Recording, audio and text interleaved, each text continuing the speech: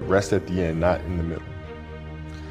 And that's something I always live by. I'm not gonna rest, I'm gonna keep on pushing now. There are a lot of answers that I don't have, even questions that I don't have.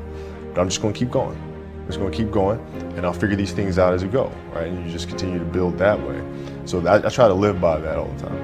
It means you have different ways to get better. There's certain things that you can figure out that you can take advantage of, right? Certain weaknesses that were exposed that you need to shore up, right? So it was exciting. I mean, it sucks to lose, right? But at the same time, there are answers there if you just look at them. Because you get the information from losing more than from winning, probably. Yeah. I mean, the answers are there when you win too. You just have to look at them, yeah. Right? So it's a constant process. It's exciting when you win, it's exciting when you lose, because the process should be exactly the same, whether you win or you lose. As you go back and you look and you find things that you could have done better, you find things that you've done well that worked, you figure out how did they work, why did they work, how can you make them work again? Yeah. And but the hardest thing is to face that stuff.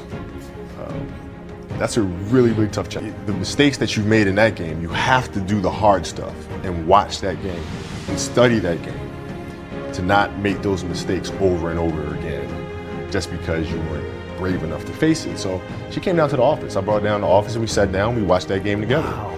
Right? And you gotta deal with Face it. it. You gotta deal with it. Face it, learn from it. There's the gap. You know, and all those little things, and it sucks. But you don't want to have that feeling again, do you? Right? So you gotta really study it, face it. And not to say you'll win the next time you face, but at least you'll give yourself a better chance. I had a purpose. I wanted to be one of the best basketball players to ever play. And anything else that was outside of that lane, I didn't have time for. And I know the sacrifices that went along with standing here today.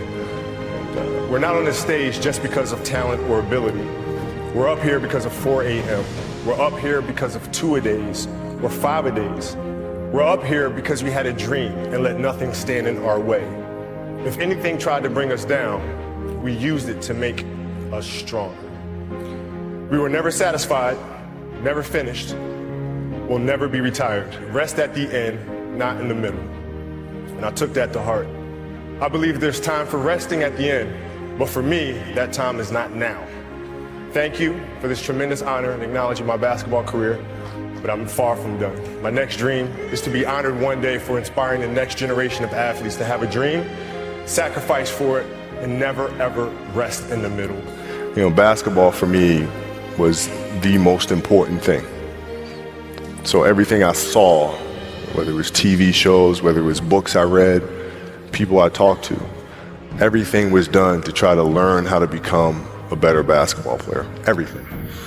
And so when you have that point of view, then literally the world becomes your library to help you to become better at your craft. What I try to do is just try to be still and understand that things come and go, emotions come and go. The important thing is to accept them all, to embrace them all, and then you can choose to do with them what you want versus being controlled by emotion.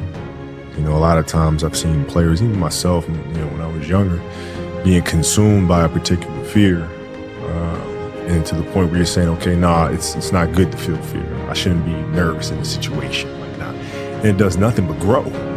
Versus stepping back and saying, yeah, I am nervous about the situation. Yeah, I am fearful about the situation. Well, what am I afraid of? And then you kind of unpack it. And then it gives you the ability to look at it for really what it is, which is nothing more than your imagination running its course, right?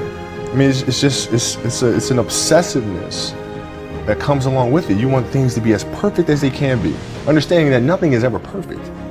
But the challenge is try to get them as perfect as they can be. And what can you do? It's in your control.